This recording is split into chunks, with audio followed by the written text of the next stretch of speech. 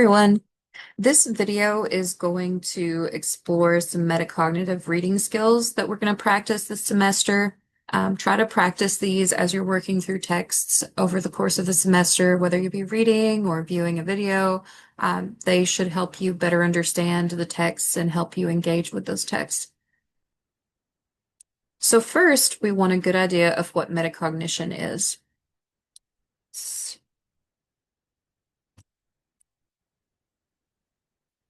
Metacognition is sometimes described as thinking about your own thinking. It refers to knowledge about one's own thoughts and cognitive processes, as well as the cognitive regulation involved in directing one's learning. So, a good example of this, or something that kind of parallels this idea, if you guys have seen the film Inception, how it's kind of a dream inside of a dream.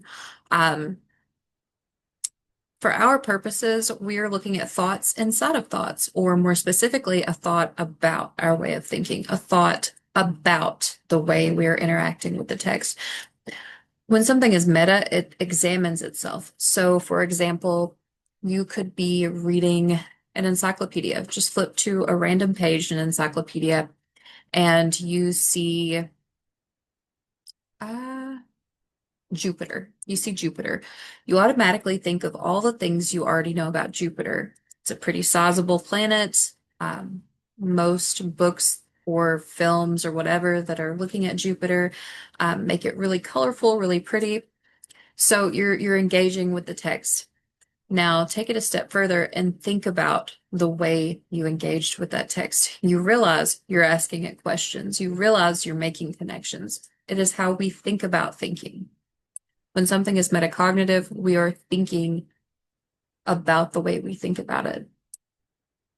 So first we have, in general, metacognitive reading is just a way we think about the way we're thinking about reading and a way that we engage with the text. So metacognitive critical reading strategies, we are thinking about how we can better engage with the texts themselves in a critical way and better understand those texts, if that makes sense. So you might have heard of the term annotating. That's just a fancy way of saying you're taking notes. You can use a pen or pencil in addition to your highlighter if you're marking on a hard copy page. A lot of PDF readers allow you to do similar work as well. You can use online systems like Perusall, Hypothesis, and PowerNotes, and those can really help you engage with the text. And there's a lot of different ways you can engage with the text through this medium. You can underline, you can place a star, you can write a question mark, you can summarize difficult ideas and ask questions in the margins. If you see something important, mark it. You can always come back to it later and continue exploring it. It's metacognitive because as you're reading, you're constantly interacting with the text and you're checking your own understanding of the text itself. So when you talk to the text, you're actively asking questions about that text. You are interacting and engaging with it with the goal of better understanding. Try to make use of this over the course of the semester. So we can practice here. Let's practice asking questions. This is an excerpt from Appalachian author Gurney Norman's book, Divine Rat's Trip. I'll go ahead and read it and we can practice asking questions with the text. The Lone Outdoorsman. About 8 o'clock, a man in a red hunting cap came out of the camper parked next to Urge and began dismounting the yellow trail bike from the front end of his GMC. He was short and overweight, but you could tell by the way he wore his cap and held his pipe between his teeth that he took himself pretty seriously. His face was absurdly handsome. His face could have been in a TV ad for pipe tobacco or men's cologne. Okay, so we read this so far. Who is the author? We know that this person, this author is watching someone get out of their camper, parked next to someone else. So we have Urge. We have this character Urge. Who is Urge? Might write a little question mark here. We know that it's a camper, so maybe this is going on in a campground. Let's see. He has a pop in his teeth. Pops used to be like a really common thing to see out and about. Side note, I saw someone driving down the street recently that had an old wooden pop in his mouth. I thought that was interesting because my grandfather used to smoke one and my mother still has it. But What period of time is this from? Because it's talking about a TV ad for pop tobacco. You don't see those so much anymore. Um, let's continue. Probably in some previous incarnation, the lone outdoorsman had been the best 5 foot 5 inch high school halfback in the conference. He had on a black and green wool shirt, army boots, and petite pants, faded to a pale green. Okay, is this guy ex-military? I'm getting some Rambo vibes here. Question mark. Dangling from the army web belt around his waist were a canteen, a compass, a long sheath knife, a first aid kit, survival kit, snake bite kit, sewing kit, and a kit to repair flat tires with. Okay, this guy's prepared. Um, exclamation point. He banged and rattled like a mobile hardware store, and yet he smoked his pop and worked on his bike like any neighborhood family man out waxing his car on a Sunday afternoon.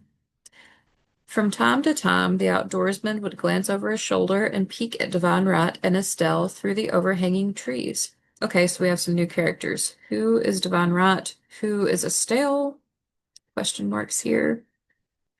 They were sitting on the ground in front of the fireplace eating hot apples and talking quietly. Okay, so this is a camp. He didn't mean to pry. He was just, checking things out, looking to see if there was any crime going on over here among the hippies. Okay. Exclamation point, underline this, hippies. This is giving us 60s, 70 vibes, which it might have already been because we're looking at phrasing like Divine Right. Um, we know the Vietnam War was going on. We might relate that to the way this guy's dressed in Rambo. You see how we're making connections with our reading. We're thinking about what we're reading and making connections between that and other things that we know. Try to aim for that. Really think about what you're reading. We'll continue. He noticed they were both eating out of the same dish, out of a stew pot, as a matter of fact. That was irregular, to be sure, but not quite an infraction. Nothing to call the lone outdoorsman into action yet. Okay, so this seems like someone who regularly looks out for crime. He glanced at the two young people every few minutes until he got the bike dismounted. Okay, so he's very suspicious. He's kind of paranoid. We know this about the person. We might make a little note of that. Then he got on, started her up, and rode off. A little thing is in the way. Rode off to the bathroom 100 yards away. Okay, so when you're reading this week, next week, so on, think about what you're reading. Ask questions. Engage with the text. Put on your critical thinking caps and really dig into what you're reading. Um, it will help you better understand what you're reading. Let's see. I'll go ahead and unpack this. Okay. So we've got talking to the text. Part of talking to the text is asking questions. We've talked about asking questions here, and I kind of melded the asking questions and talking to text together, but it's okay for this video because we're looking at both of them. When we ask questions, there's a lot of different types of questions we can ask, but I'll go through this with you. Let's see.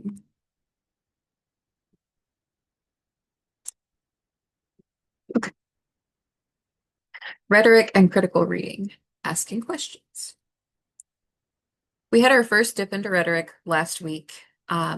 In terms of reading comprehension and writing techniques, understanding rhetoric involves moving beyond basic level comprehension to consider not just what is being stated, but how it's being presented. Rhetorically understanding a text means that a reader is able to focus on what the author is saying, how that information is arranged, and the context of the information. So you're not just looking at the information, you're looking at everything surrounding the information. We search for rhetoric to discover what the speaker is trying to accomplish. I went ahead and dropped in an infographic of Aristotle's rhetorical triangle that my friend so graciously shared with me. Rhetoric is the art of discerning in any given situation the available means of persuasion. Logos, word or topic, the text, the message. I'll let you look over this by yourself later. But we have mainly ethos, pathos, and logos.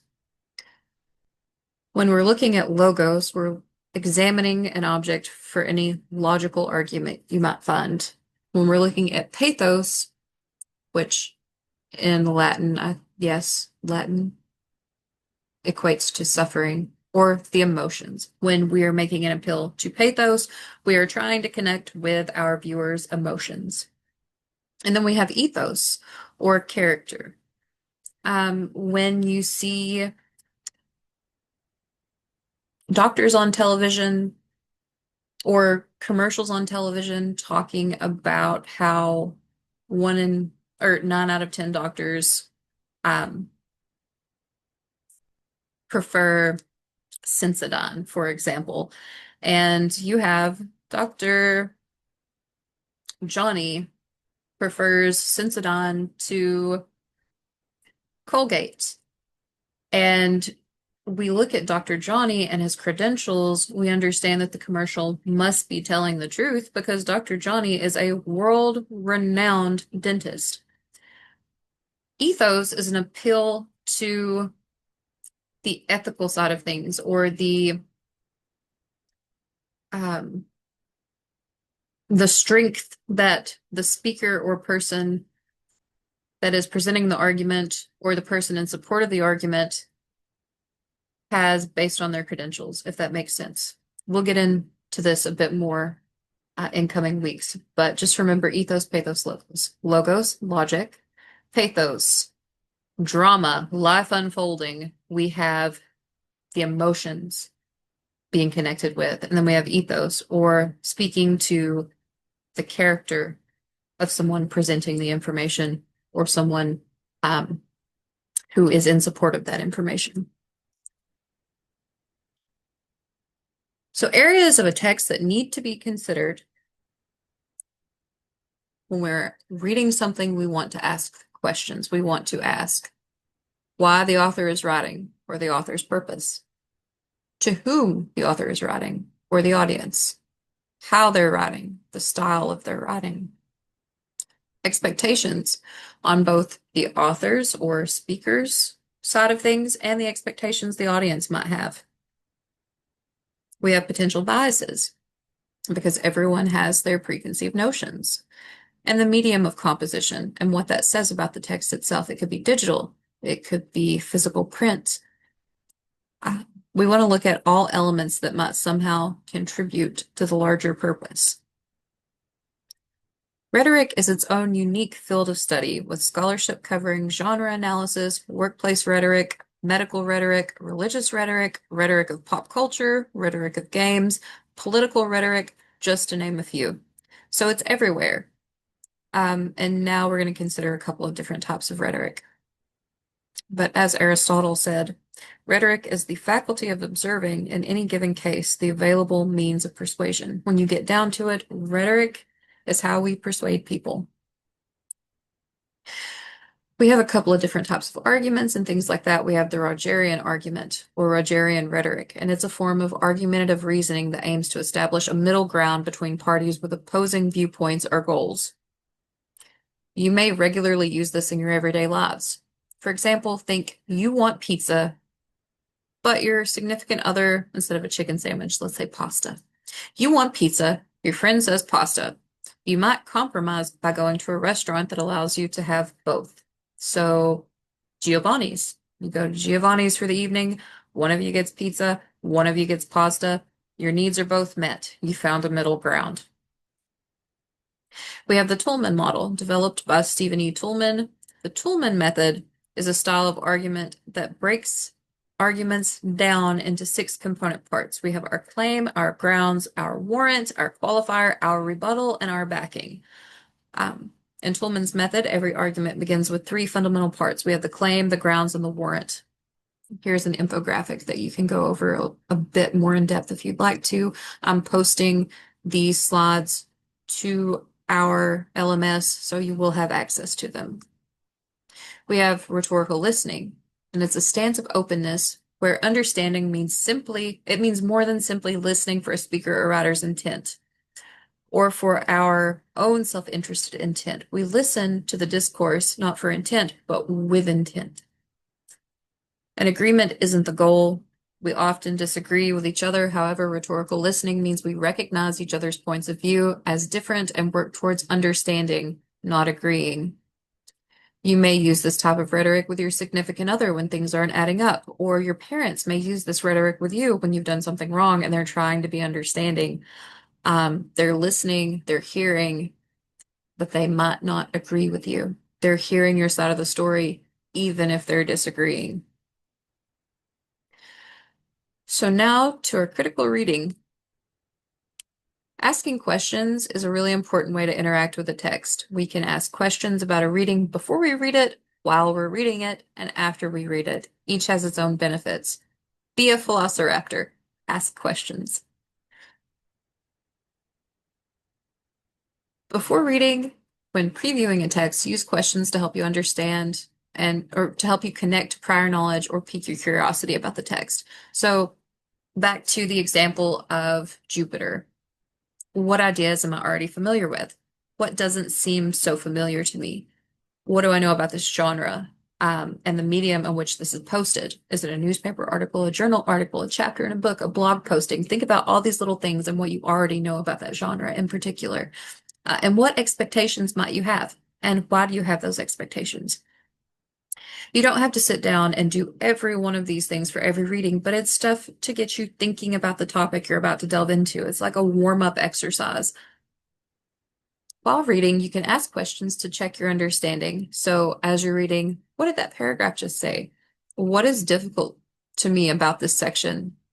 What am I reading that's pointing me towards new information or ideas that I'm unfamiliar with? What keywords are repeating or stand out to me?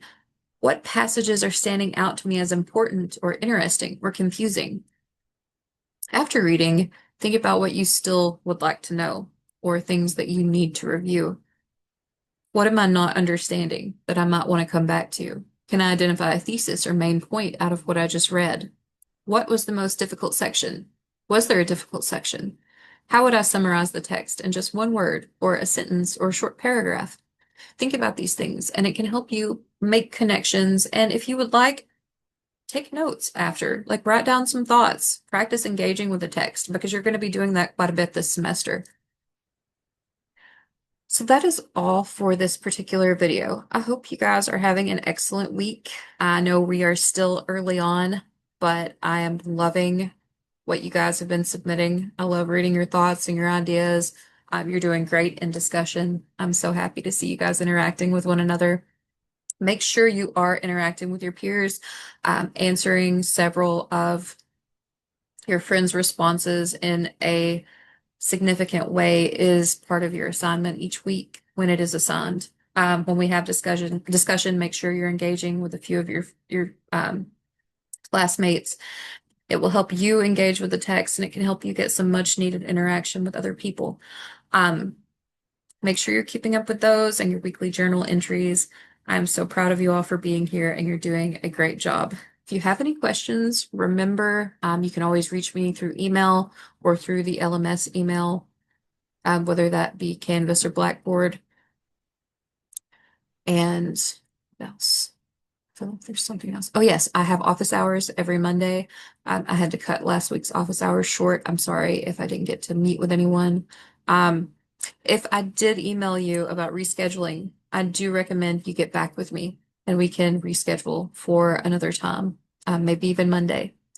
So I hope you're having an excellent week. I'm going to post these a bit early so you guys who would like to work ahead can do that. And I will see you all soon.